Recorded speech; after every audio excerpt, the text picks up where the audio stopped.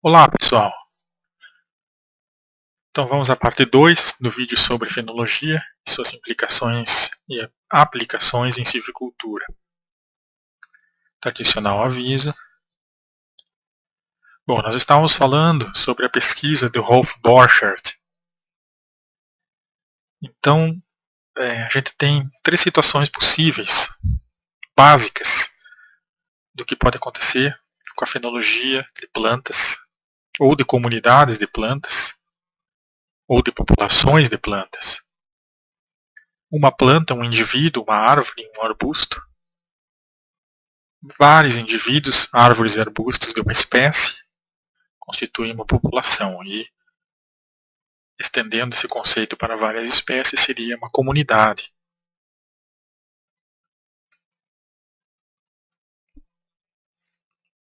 Essa linha verde, ela é a linha da fenologia, ou seja, é o número de plantas ou o número de flores ao longo do ano. Vejam aqui janeiro, junho, com flor, por exemplo. E aqui são outras variáveis ambientais, por exemplo, a temperatura está em vermelho, a temperatura máxima, a temperatura mínima em azul, e as barrinhas são a precipitação. O que tem sido observado por alguns pesquisadores na região sudeste do Brasil é que a fenologia, por exemplo, existem muitas plantas com flor e fruto em janeiro, fevereiro e depois diminui em junho e julho. Depois novamente, e no Cerrado é bem marcante esse aumento do número de flores em setembro, outubro até o março do ano seguinte. Essa situação, a fenologia, nessa situação aqui, por exemplo, em Rio Claro, São Paulo, a fenologia acompanha, a curva da fenologia ela tem um formato semelhante, né, com pico de máximo e mínimo, assim como a temperatura e a precipitação. Aqui forma um grande sorriso, tá? Precipitação, a temperatura e fenologia formam um grande sorriso aqui, uma grande. E o que acontece? Quando a gente faz os cálculos para se perguntar, será que a fenologia acompanha a temperatura, acompanha a precipitação ou acompanha o comprimento do dia, que também muitas vezes segue o padrão da temperatura aqui, ó, ok? Acompanha a seta branca. Muitas vezes a gente faz uma correlação de Spearman e ela dá significativa, ou seja, existe uma relação entre a fenologia, a temperatura e também existe uma relação significativa, positiva, entre fenologia e precipitação. Muito bem. Só que a grande questão que Borchardt coloca é o seguinte: se a fenologia correlaciona tanto com a precipitação e tanto com a temperatura e também o comprimento do dia, as três estão influindo na fenologia, significativamente e estatisticamente. Mas então você não pode dizer qual das três em que influi mais, entenderam? Então por isso que o Borchardt ele recomenda que se faça experimentos. Por exemplo, você pode aqui, ó, ao longo da estação seca, adicionar água, fazer com que essa barrinha chegue até lá, ó. Tá?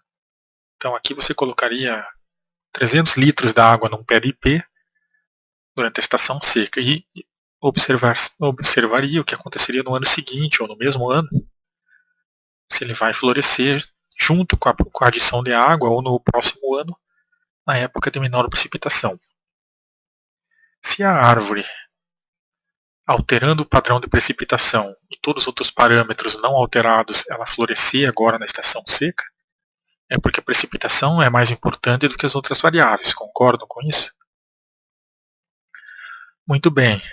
Isso é uma forma de você separar o efeito das variáveis, sendo que as três estão correlacionadas com a fenologia.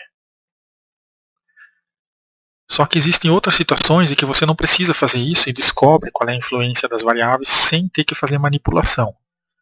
Por isso esse autor, o Borchardt, ele recomenda muito a escolha da área como uma coisa importante no estudo fenológico. Se você quiser realmente responder algumas perguntas, existem áreas que não ajudam a responder a pergunta, naturalmente, devido à situação natural da área.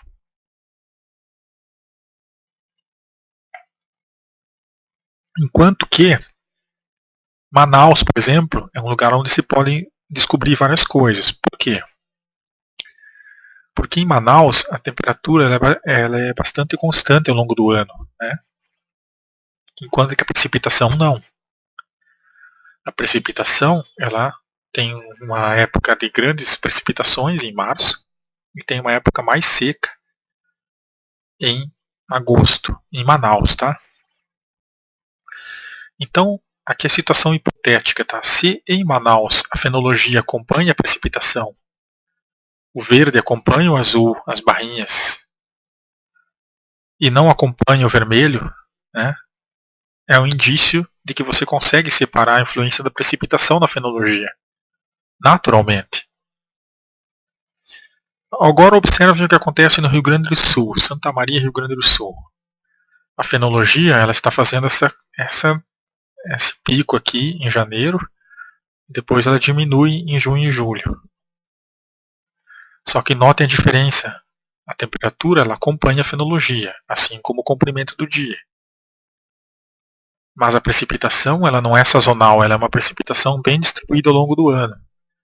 Então, se a fenologia fizer essa curva, acompanhando a temperatura e o comprimento do dia e não acompanhando a precipitação, é uma evidência da influência da temperatura e comprimento do dia na fenologia. Então, desta forma, quando você escolhe lugares bastante apropriados, você consegue responder essa pergunta sem necessidade de fazer uma manipulação de adição de água, né? Por que a gente trabalha mais com a manipulação de adição de água?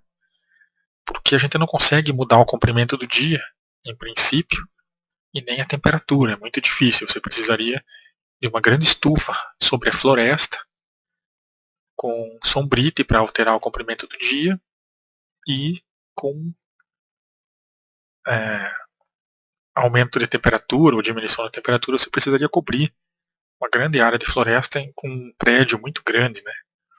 Então, quem que é mais fácil de manipular? A precipitação, né? Você pode guardar a água da chuva e colocar lá na estação seca e ver se as plantas respondem.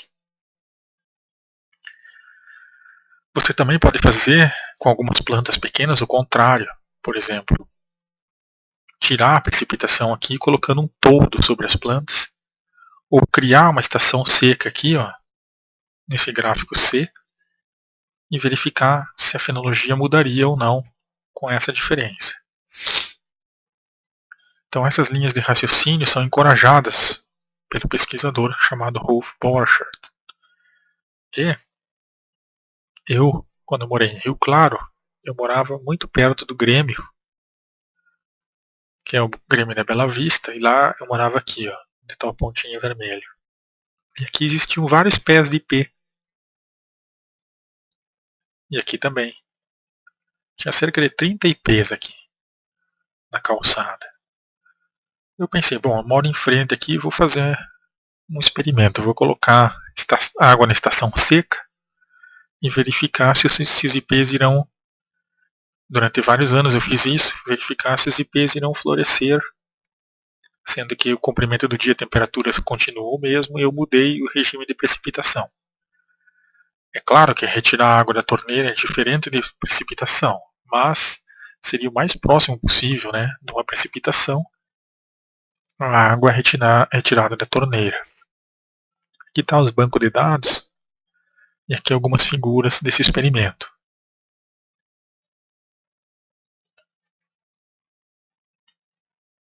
O que aconteceu? O que aconteceu é que cada barra aqui, ó, cada cor é um ano, tá? E cada número aqui é uma planta.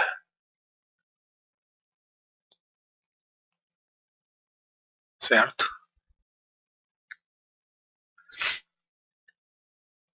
E de um modo geral, aqui é o número de flores. Só que aqui vem a parte interessante agora. Essa planta número 1 ela não recebeu água na estação seca. A planta número 2 recebeu. E assim vai alternando, as plantas ímpares não recebendo água e as plantas pares recebendo água. E aqui tem uma pequena descarga de água das piscinas do clube que atingiram essa planta aqui. Então eu coloquei aqui um pequeno aviso. Mas, por exemplo, se a gente pegar a barra branca, que é o ano de 2008, a gente vai perceber que, por exemplo, da planta 1 para a planta 2, a planta 2 que foi irrigada, floresceu muito mais. Né? Aí não irrigada, irrigada, mas aí ó, não irrigada, número 5 teve uma boa produção. Número 6 irrigada, uma produção um pouco maior. Número 7 não irrigada, uma produção semelhante. Quando a gente faz essa comparação para todas as plantas, eu cheguei à conclusão de que não modificou muito a irrigação durante a estação seca. Ao longo de todos esses anos, ela não foi capaz de modificar a produção de flores. O número de flores, não a época de floração, ok? Eu comecei com, em 2007, 25 litros de água por planta. Em 2008, se não me falha a memória, eu coloquei 50 litros. E em 2010, quando eu saí de lá, teve uma diferença. Eu coloquei crescente, né? Na primeira planta eu coloquei uma quantidade razoável, se não me falha a memória, era 60, 100 litros. Depois eu coloquei 200, coloquei mais. Também não deu muita diferença não. Queria ver, já que é difícil você determinar qual é a quantidade de água que uma árvore vai sentir. Né? Se bem que o IP é uma árvore pequena, não é uma árvore grande. As plantas lá possuíam cerca de 7, 8 anos, não eram plantas muito velhas e tinham um porte de 10 metros de altura no máximo, não eram árvores grandes. E nem grossas, a grossura era de 1 palmo no máximo. Então, a impressão que eu tenho é que realmente, no caso do IP, é muito mais importante o comprimento do dia e a temperatura no seu aumento para induzir a floração. Em contraste com a precipitação numa região, Rio Claro, onde essas três variáveis, né, precipitação, temperatura e comprimento do dia, possuem um padrão notavelmente semelhante. Bom, aqui é um outro detalhamento, né, mostrando as plantas irrigadas com essa caixinha ao redor e o desempenho delas em relação às não irrigadas.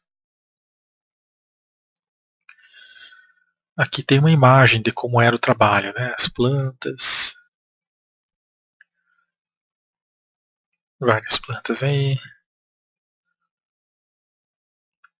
Aí, ó. Visualmente também a gente pode ter essa ideia, né? Essa aqui não recebeu água, essa aqui recebeu. Essa aqui não recebeu, essa aqui recebeu. Essa aqui não recebeu, essa aqui recebeu. Muda muito não, visualmente. Brochet fez isso e conseguiu observar resultados. Tá? Então isso é uma questão a ser investigada mais profundamente, porque alguns autores estão tendo resultados e outros não, com uma espécie bastante parecida. Né? Nesse trabalho clássico aqui, que havia um canal, passando aqui ele pegava a água do canal e molhava as plantas para ver se tinha efeito ou não. Né? E aí ele observou que havia efeito. Mas aí também é uma questão diferente, foi no México, a gente pode atribuir as diferenças de resultado ou a não observância dos mesmos resultados em relação ao local, né? Bom, eu vou passar aqui porque tem muitos trabalhos do Brochet e vocês podem só... Eu separei aqui os que eu considero os melhores, né, os que têm mais novidades para entender a fenologia, depois vocês podem ler. Então aqui também ele tem uma teoria de que pequenas variações no comprimento do dia podem ocasionar a floração nas plantas.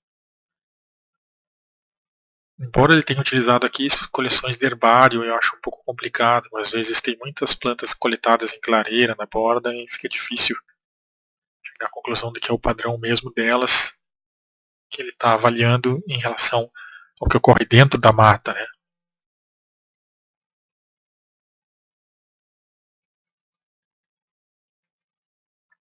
Esse aqui é bastante informativo, ó. O comprimento do dia promove a floração, né, o brotamento em árvores de floresta tropical na ausência de chuva. Tá? Então, mesmo sem chover, as plantas brotam na época que elas têm que brotar. Então são evidências aí que ele tem coletado a favor da ideia dele. A maioria das evidências corroboram as ideias dele de que o comprimento do dia é um fator muito importante. Por aí vai, certo? Então ele resumiu todos os dados de pesquisa dele e criou certos grupos de plantas que seguem normas gerais, né?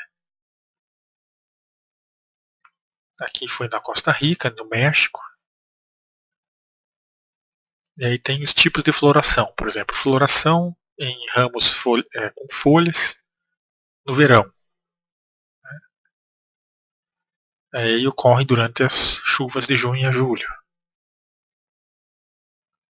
O que desencadeia a floração? As primeiras chuvas fortes. Que tipo de árvore é essa? São árvores com flores axilares ou terminais no ramo. Como é que a fenologia vegetativa? É a expansão de ramos e folhas. E qual é uma espécie característica desse tipo de fenologia? A açoita-cavalo aqui, a Luerre. Espécies que são de outono, né? Depois do equinócio de outono, setembro, dezembro, na estação lá no hemisfério norte, elas florescem com o declínio do fotoperíodo. Características são o louro, né, córdia, árvores com floração vernal no inverno, na estação seca do inverno. São florações desencadeadas pela seca. Né?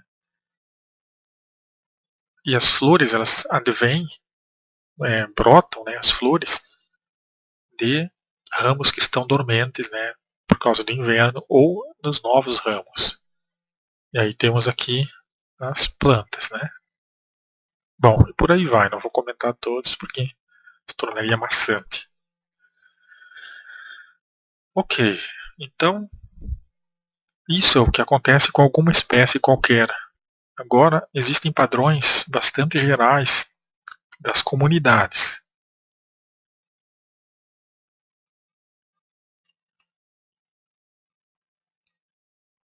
Vou fazer um pequeno intervalo, já volto. Bom, nesse momento você deve estar se perguntando o que tem isso a ver com civicultura. Essas informações elas são úteis também no momento que você quer modificar o padrão de colheitas de algumas plantas, né? Vamos supor que você faça civicultura com o objetivo de produzir árvores frutíferas, frutas no caso, né?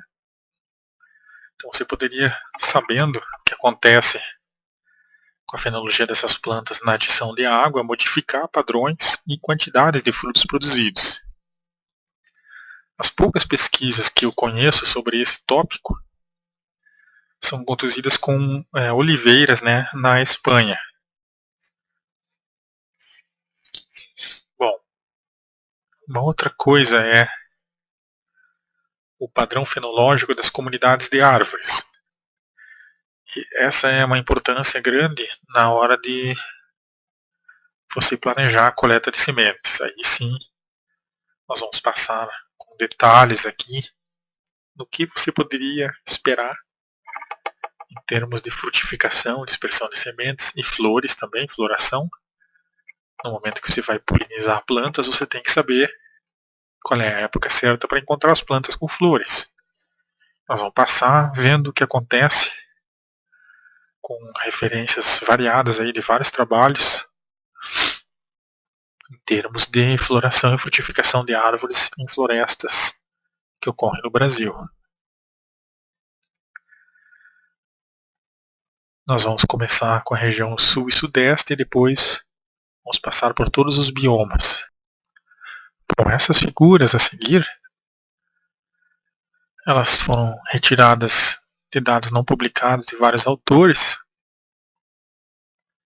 Nós podemos ver o seguinte, os autores estão aqui embaixo. Tem até dados meus aqui.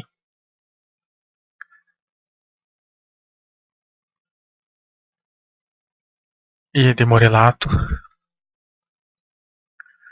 Então o que seria para as florestas, né, do sul do Brasil e sudeste, em termos de porcentagem de espécies florescendo nessa região sul e sudeste do Brasil? Qual seria o padrão de floração das florestas da região sul e sudeste do Brasil? Aqui existem subtipos de floresta, né? Semidecídua, decídua, floresta atlântica típica, floresta paludosa.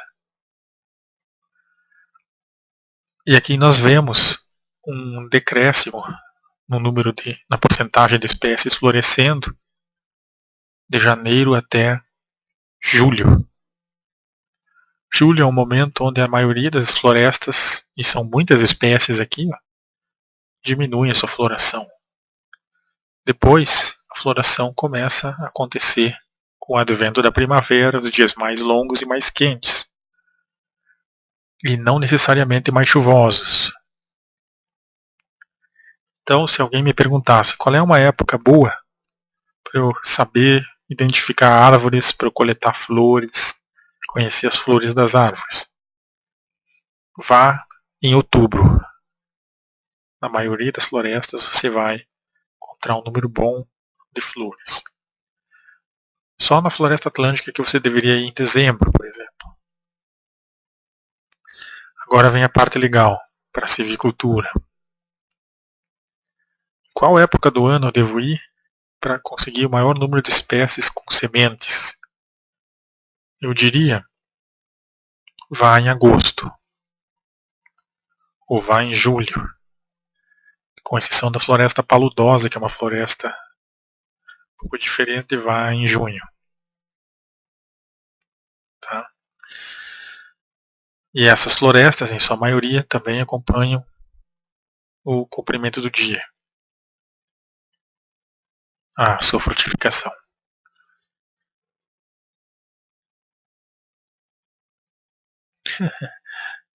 Bom, agora nós vamos ver com detalhes o que acontece nessa grande floresta chamada Mata Atlântica, né? Em termos de alguns aprofundamentos aqui nos dados. Aqui é uma figura que eu fiz ampliando aquela ideia da figura anterior para a floração. Vocês podem ver que entraram mais trabalhos aqui. Né? Aqui são os dados que eu coletei ao longo da minha vida. Tem dados de outros autores como Kohler, Spina, Frenedoso, Mikic. Aqui, Frenedoso é uma floresta que foi feita para recuperar uma área degradada. É um pouco diferente a situação. Mas o que a gente tem visto muito é o padrão que se repete, né? Poucas flores no inverno, junho e julho, e muitas flores no verão. E aqui nós temos dados, ó, vocês podem ver os locais aqui, ó, Mato Grosso, São Paulo, e aqui Rio Grande do Sul em azul escuro. Tá?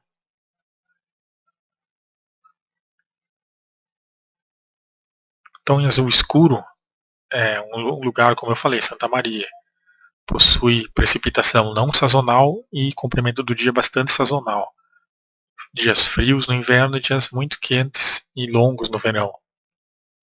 E a fenologia da floração seguiu o comprimento do dia, a temperatura e não a precipitação. Aqui não está os dados da precipitação, mas eu lembro do padrão de memória. Então, e aí vocês percebam também que tudo isso aqui, ó, né, é variação, né? Então existe uma grande variação na fenologia dependendo do lugar onde você for fazer o seu trabalho. Coleta de flores, ou identificação de plantas, ou coleta de pólen, né?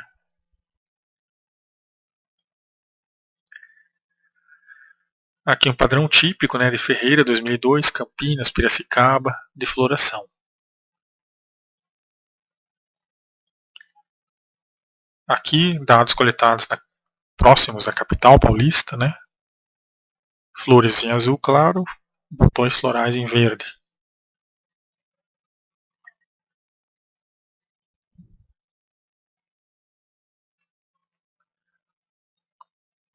Aqui são dados, tem dados bastante antigos aqui, de Teresópolis, em 1940, esses dados aqui, ó, alaranjado, número de espécies em flor e os meses do ano. E aqui Ilhéus, na Bahia, né, compilação de dados aí de outros autores. Ilhéus é uma região em que o clima, em termos de precipitação, não é muito sazonal, e também não é muito sazonal em comprimento do dia, mas existe um máximo aqui, né, de floração em março. Rio de Janeiro, um máximo de floração em fevereiro. Em Santa Catarina, onde é frio, né, temos o máximo sempre no verão aqui.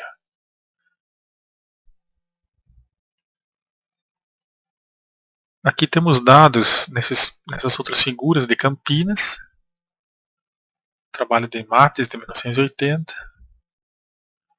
só para vocês aí acompanharem isso com mais detalhes. Seguimos então.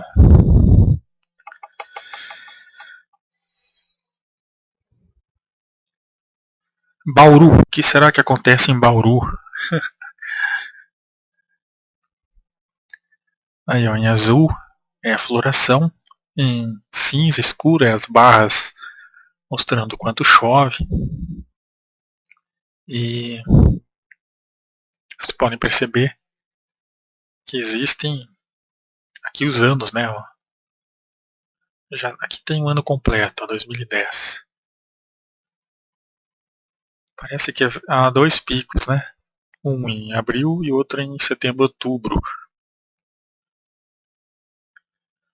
Interessante.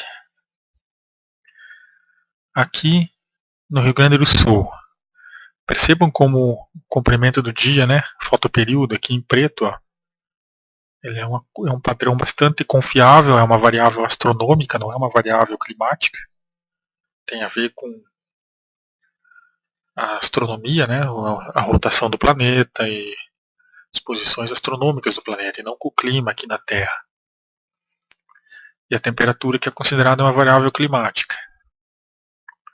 Então, uma das questões não resolvidas e uma das suposições que se tem em fenologia é que o padrão fenológico ele tende a seguir evolutivamente ao longo de milhares de anos aquela variável que é mais confiável. Né? Todas as plantas que já apostaram, entre aspas, em precipitação ou apostaram em temperatura podem ter sido extintas aí, ou reduzidos os períodos de floração com base em eventos que não deram muito certo. E já o comprimento do dia ele vai ser uma coisa muito previsível. Então as plantas elas responderiam a essa grande previsibilidade desta variável. E quando a gente vê as figuras aqui para o Rio Grande do Sul, que é bastante ao sul, né, é uma região bastante austral, nós percebemos aí que realmente ó, a fenologia está muito vinculada ao comprimento do dia. E a precipitação ela é bastante caótica, né? Ela existe uma pequena diminuição aqui, como na região sudeste, mas ela não é muito confiável. Então a curva ela reflete mais o comprimento do dia. Podem haver meses como dezembro sem precipitação, mas as plantas não diminuíram aqui sua atividade em função disso. Então, um padrão ajustado da fenologia em longa data, ou seja, 30, 40, 100 anos, 200 anos, é que faz com que ela se adeque a uma variável climática ou uma variável astronômica, e não variações pontuais. Isso é o que acontece quando você faz a correlação do clima com a fenologia com dados de longa data. Por exemplo, se você pegar os dados do período de estudo e correlacionar com a fenologia, você invariavelmente, ou com pouquíssima variação, vai obter pouca correlação do clima com a fenologia. Quando você pega médias de 30 anos de precipitação e correlaciona com a fenologia e médias de temperatura, aí é que você vai obter as correlações confiáveis. E geralmente correlações mais significativas, com menor chance de ser obra do acaso do que correlações com o período de estudo climático.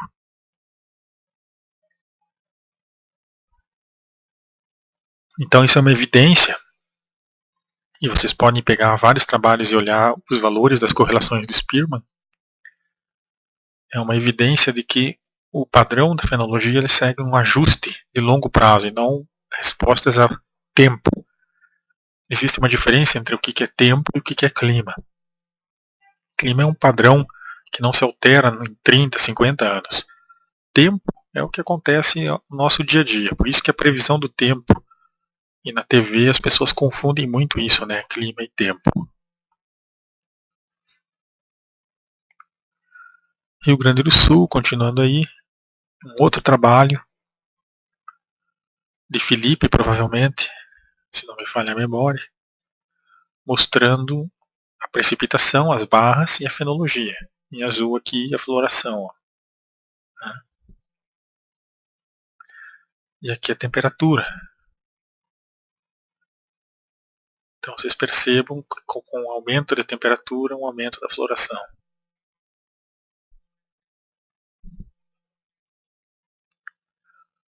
Paraguai, Argentina, aliás. Que é um caso na Argentina. Aqui Porto Alegre, ó, trabalho de Souza, Filho, 2000. Porto Alegre tem a precipitação em preto aqui, ó, com duas pequenas diminuições, mas padrão não muito claro. E a comprimento do dia sim, padrão bastante claro. A floração em azul claro, né? Aumentando no verão. Aqui.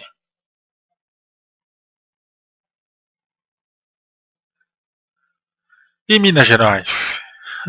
Minas Gerais eu consegui só um trabalho, que é esse aqui, mostrando aí, através de coletas de dados de serapilheira, que é uma outra forma de fazer fenologia. Só que existe um atraso, né? O que aconteceu em termos de queda de folha em outubro, você vai descobrir lá no seu coletor em dezembro, talvez, ou novembro.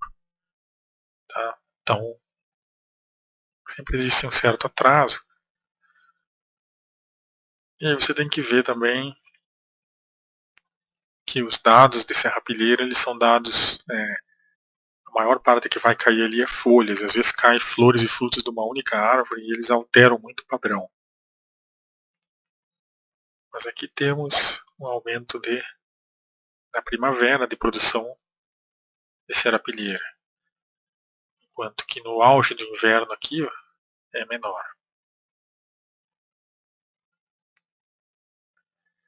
Aqui tem um outro trabalho feito em Viçosa, mostrando a precipitação e a fenologia aqui. Percebe-se um aumento aqui de estruturas reprodutivas ou vegetativas em setembro, depois novamente em outubro. Então reflete aí talvez o mês de agosto, um pico, que não está aparentemente ligado aqui com a precipitação, deve ser um outro fator.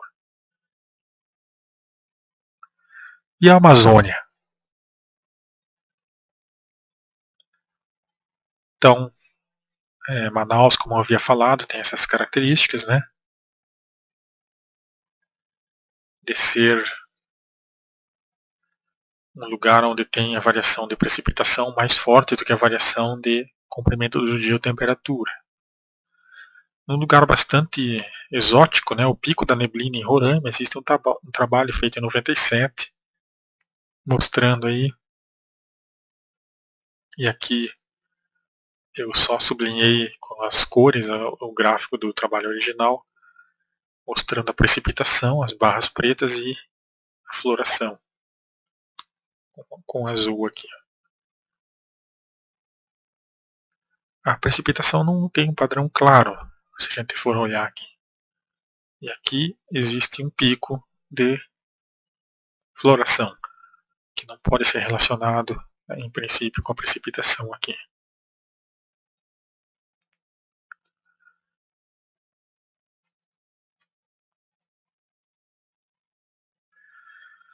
Na Amazônia, a floração tende a coincidir com o pico seco, período seco, né,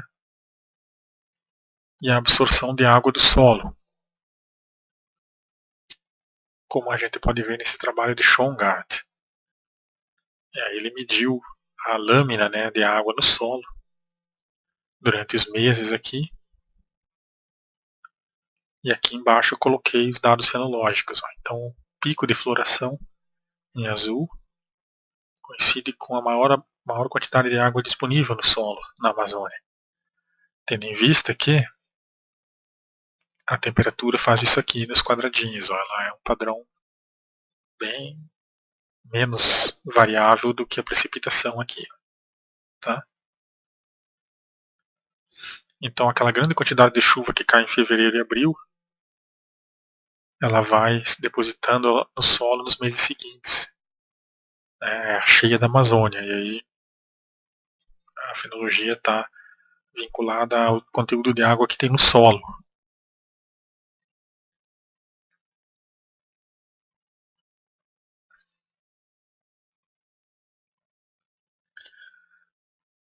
Aqui mais um trabalho que confirma somente o que eu acabei de falar. Mato Grosso, trabalho de Ivanauskas.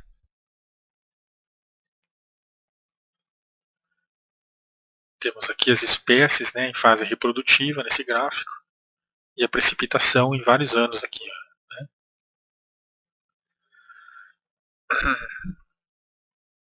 E aqui temos o maior número de estruturas reprodutivas em agosto, outubro, uma época ainda bastante seca, que sugere que na região do Mato Grosso pode ser diferente, né? Pode ser o comprimento do dia que esteja influindo aqui ou a temperatura, ao contrário da precipitação. Também o que pode ocorrer são lags, né? São janelas temporais. Isso é uma coisa um pouco mais complicada de pensar. Vamos pensar o seguinte, que as plantas evolutivamente se antevêm, se prevêem, né, ao que irá acontecer previsivelmente no futuro com a precipitação. Então, elas poderiam ter se adaptado, evoluído, né, para apresentar um pico de atividade de floração, na esperança de que logo a seguida vai cair as tradicionais chuvas e a produção de frutos vai ser feita com tranquilidade. Isso também é uma possibilidade, é possível de ser testado matematicamente.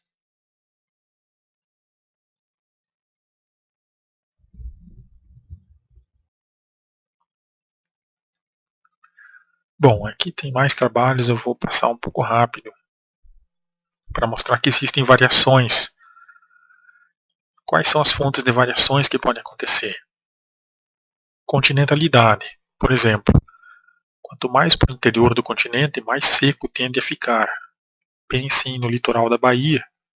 Ilhéus é muito chuvoso e a 50, 60 quilômetros ali para dentro do estado já é mais seco. Tá? Existem também variações na fenologia se as plantas estiverem numa restinga, por exemplo.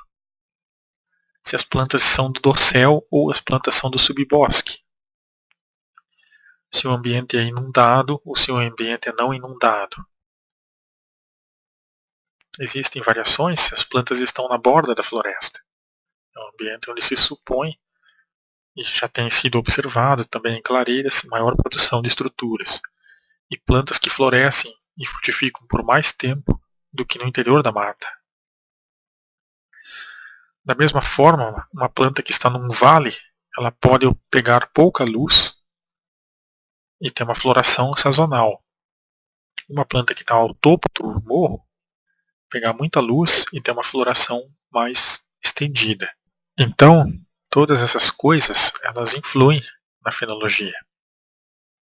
Certo?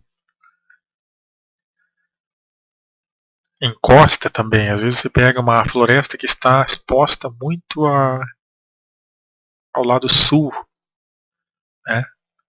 Ela tende a ser uma floresta escura, tem um padrão mais sazonal. Somente quando o comprimento do dia for muito grande, lá em outubro, novembro, é que essa floresta vai apresentar sua floração. Então tem a lei de Hopkins, eu coloquei o Anthony Hopkins aqui para vocês lembrarem que existe uma lei chamada lei de Hopkins. Ou seja, a fenologia, a cada grau de latitude que você anda no mapa, sul no caso, ela pode ter uma diferença de 5 dias, 4 dias, né? E o mesmo ocorrendo com a latitude, né? E a altitude. Por exemplo, a cada 200 metros de altitude, pode ter esse mesmo efeito de 5 graus de latitude. Então, essa lei de Hopkins ela afirma o seguinte, a fenologia ela varia muito com a altitude. Certo? Porque quanto mais alto, mais frio. De um modo geral, né? Então o Hopkins não é esse aqui, é esse aqui, ó. Tá? Delmar Hopkins, lembrem. Muito bem, continuamos com a Amazônia. Esse trabalho fala um pouco, o trabalho de Wallace, fala um pouco disso que eu estava comentando, que é as variações de ambiente e a fenologia, o que acontece com a fenologia. Então nós temos aqui, ó, alguns tipos de floresta, né? E as estruturas reprodutivas. E aqui a precipitação nessa área escura, temperatura nas linhas e a fenologia em vermelho, por exemplo. E aqui tem tipos de floresta, ó. Cerrado, floresta alta e floresta com trepadeiras, baixa. De um modo geral, essa aqui é um pouco diferente, né? Tem maior número de estruturas em julho, quanto que as outras. Aqui é junho e aqui é junho também. Mas o padrão principal aqui é que ela também tem outro pico mais ao final do ano, né? E um outro pico aqui. Enquanto que essas são mais harmoniosas as curvas, não tem tantas oscilações. E o cerrado também tem essa fenologia bastante diferenciada da Mata Atlântica. Vamos ver algumas coisas aí. Mas antes eu gostaria de passar com as bonitas imagens aqui do trabalho de doutorado da Eliana Gressler, que é a fonte dessas figuras. E um grande abraço aí para ela. A floresta atlântica ela tem sido considerada menos sazonal do que a floresta semidecidual, em termos de floração e frutificação das suas espécies. Tendo em vista que é um ambiente geralmente mais escuro, mais chuvoso, e aqui chove muito onde ela fez o trabalho, que é na região de Ubatuba. E ela ainda fez o trabalho na margem de um rio, que aqui tem muitas montanhas, então alguns dados aqui talvez, não os dados da margem exatamente do rio, que é mais iluminado, é claro, mas os dados que ela coletou mais ao interior aqui, Era uma floresta bastante escura, eu conheci o lugar. E vamos ver aí o que ela encontrou. Né? Mas antes aqui tem o trabalho com a restinga. Ó. Tem o trabalho de Rodrigo, que também era nosso colega lá em Rio Claro. Ele fez um trabalho comparando a fenologia do palmito, que é uma espécie importantíssima na Mata Atlântica, com as outras plantas. E, que é as linhas brancas aqui, ó, as barrinhas brancas, é a comunidade. Né? E aqui é passarinhos que visitam as plantas, ó, 2 passarinhos, todos. Né? Mas vamos nos ater ao seguinte, geralmente no eixo Y é a quantidade de estruturas, né, a porcentagem de indivíduos com flor ou fruto. No eixo X, geralmente são os meses do ano. E aqui tem dezembro uma vez, dezembro 2 vezes, dezembro 3 vezes. Então ele trabalhou 3 anos, mais um pouco aqui. Ó, né? E aqui os ambientes, para vocês terem uma noção de como variam os padrões fenológicos em função de variações ambientais que não estão tanto na escala da latitude, mas na escala da altitude. Aqui é uma floresta na beira do mar, uma floresta de restinga. E ela tem padrão de frutificação, floração, nos meses mais do inverno, né? Junho, maio, aqui. Mas percebam como ela produz menos em termos de estruturas em relação a uma floresta de planície, Mata Atlântica de planície. Aqui, ó, muito palmito sendo produzido. A época do ano não muda muito, mas aqui mudam as quantidades, ó. Até nós chegarmos mais no alto da floresta, que é a floresta montana, né? E ela tem um padrão de menor produção novamente, certo? Então essas variações, elas são variações não de latitude e longitude, mas sim do tipo de vegetação ou da altitude. Aqui um trabalho clássico de Morelato 2000 e ó, colaboradores, comparando os sítios, né, os locais. Dentro da Floresta Atlântica, vários locais.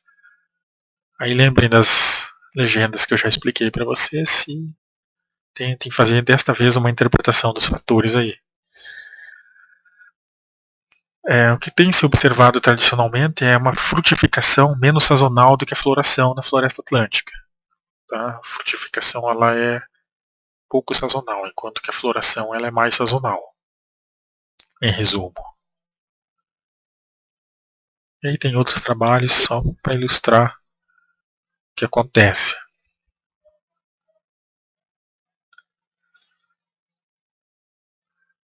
Aqui é o trabalho que eu queria chegar, o trabalho da Eliana Gressler, em Uba-Chuva.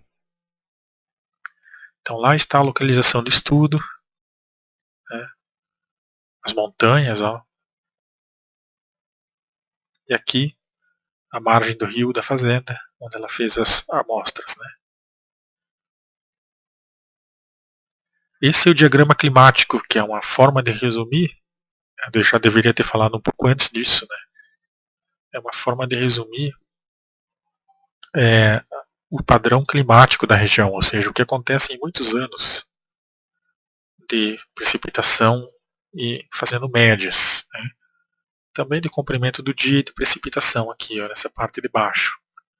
Então a leitura é a mesma, são os meses do ano, a temperatura aqui no caso, e a precipitação. Sendo que até 100 milímetros ela possui uma escala de 100 milímetros a mais por mês de precipitação. Essa escala ela é menor para poder caber, às vezes, grandes precipitações aqui no espaço menor no gráfico. Então percebam que aqui muda a escala. Ó. Aqui era 20 milímetros, agora cada espaço aqui são 100 milímetros a mais. E aqui são algumas informações gerais da região. Aqui está o dado interessante. Ó. Essa região chove em média 2.500 milímetros, é uma região muito chuvosa. certo? Curiosamente, existe uma diminuição nessa quantidade nos meses mais centrais do ano, ou seja, junho e julho. Então aqui é um pouco mais frio, né? Um pouco menos chuvoso.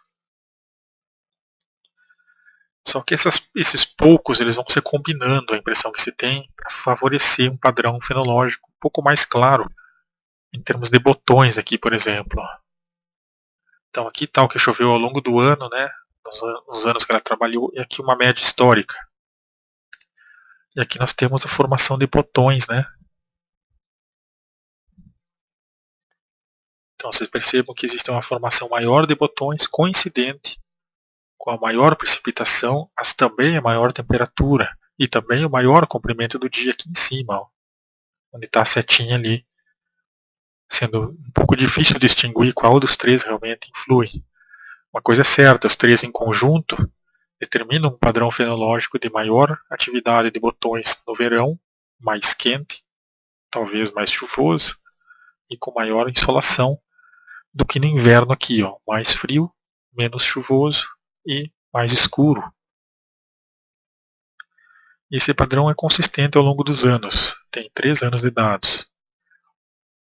As flores abertas seguem um padrão semelhante. E os frutos, né, que frutos imaturos, percebam como os picos já não são tão evidentes e nem mesmo as diminuições na época mais seca. Em frutos maduros você percebe quase que uma linha contínua, pouquíssima variação, pouquíssima sazonalidade. Então toda aquela pouca sazonalidade climática que existe, ela se converte em quase que uma ausência de sazonalidade nos frutos maduros observados pela Eliana em Floresta Atlântica. Talvez por essa grande quantidade de precipitação,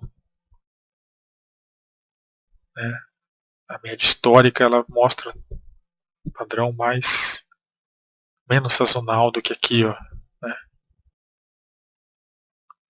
E as interações entre dispersores de sementes, né?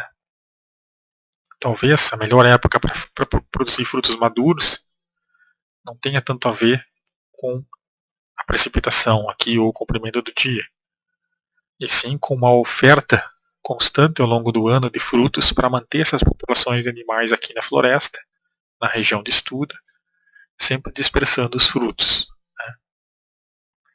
Se aqui houvesse um padrão muito sazonal, como aqui, ó, se a produção de frutos maduros fosse bastante sazonal, e você fosse uma pessoa que dependesse dos frutos, o que você faria?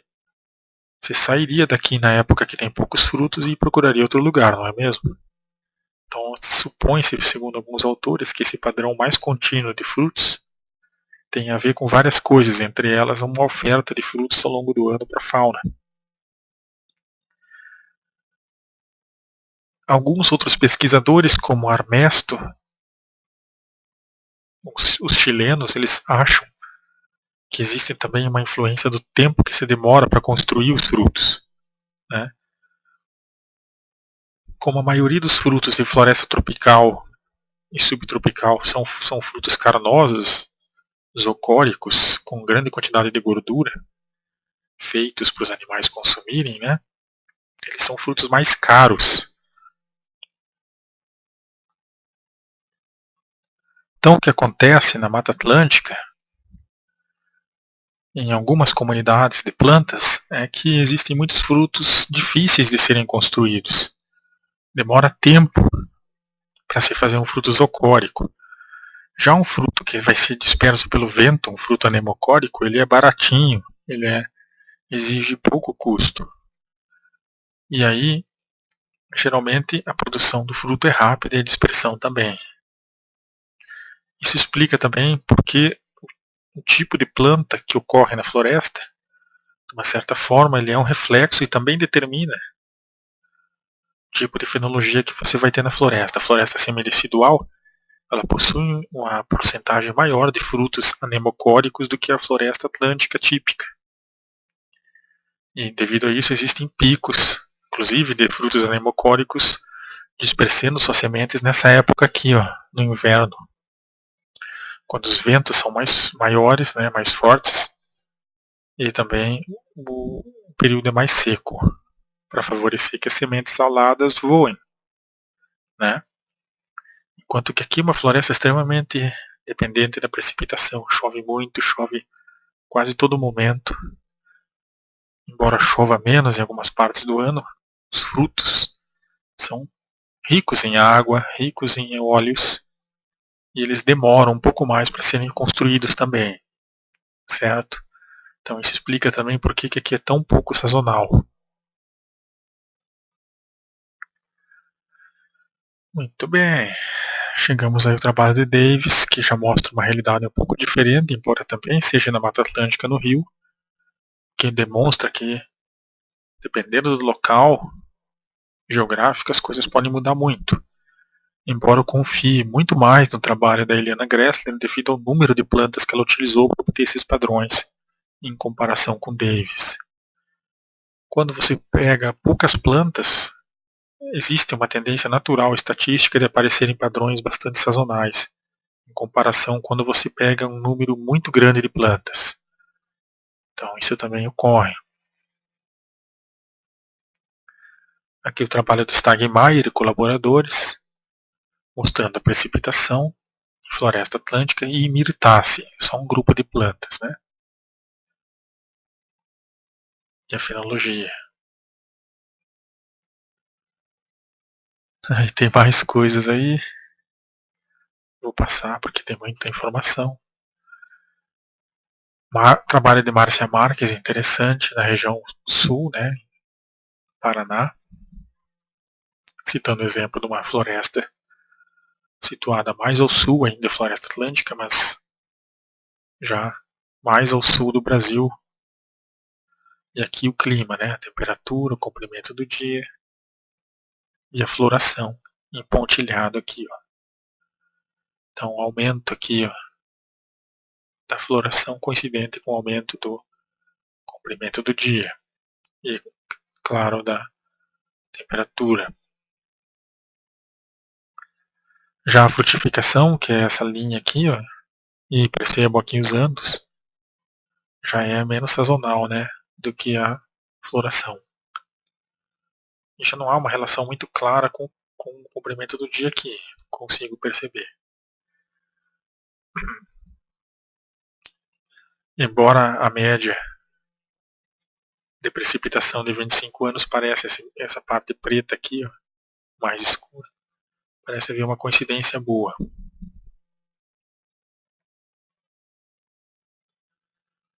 Depois vocês leiam aí os trabalhos e tirem suas conclusões. Agora eu vou dar mais exemplos aí de trabalhos para vocês se aprofundarem, não vou comentar tanto os padrões. Só quando aparecer algo extremamente novo.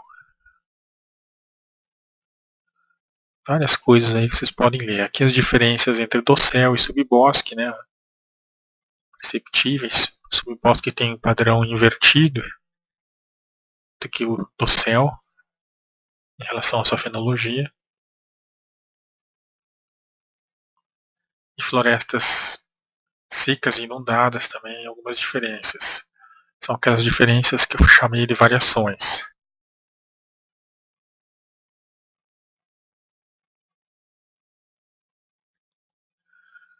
O sul da Bahia, os trabalhos de Engel, trabalhos do Espírito Santo. Sempre há exceções, né? Por exemplo, alguns trabalhos realizados no sul da Bahia demonstram uma fenologia muito mais sazonal do que a gente esperaria para a floresta atlântica, né?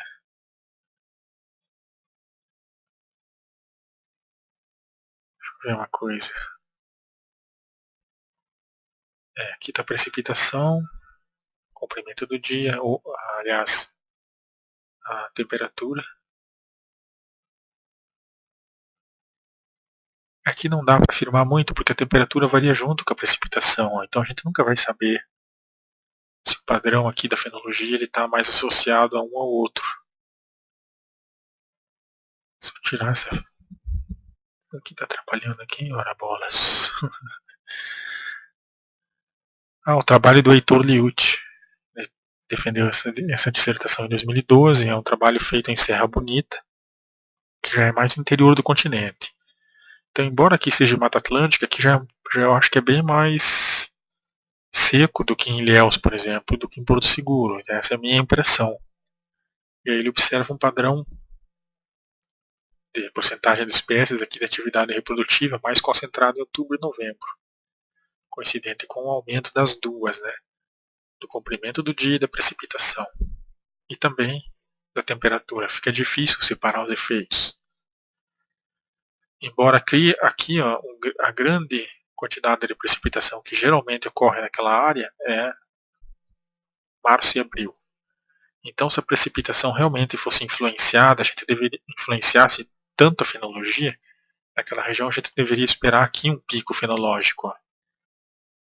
Mas março e abril aqui não há esse pico, ó, nem aqui. Ó. Então a gente descarta esse pico aqui como tendo alguma influência na fenologia lá na região sul da Bahia. Então, essa é a conclusão desses gráficos. O trabalho da Michele Pessoa, um grande abraço para ela, também concorda com os padrões de Liut, que eu acabei de comentar. Só para vocês olharem aí.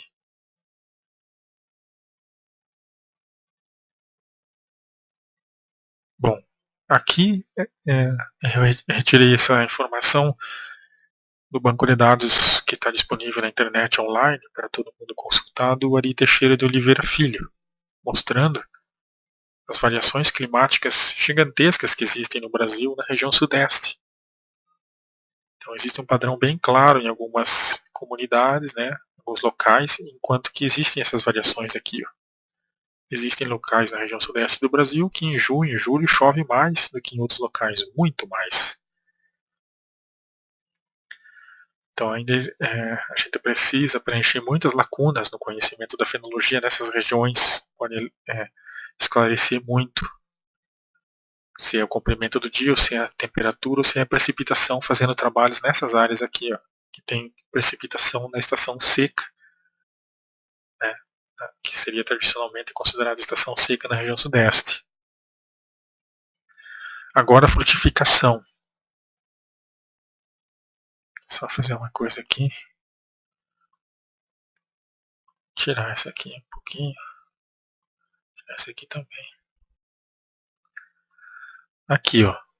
Qual que é o padrão comum da frutificação das florestas, que é bastante interessante para a gente pensar na coleta de sementes na região sudeste. Lembrem daquela figura que eu mostrei a floração em vários trabalhos, agora é a frutificação.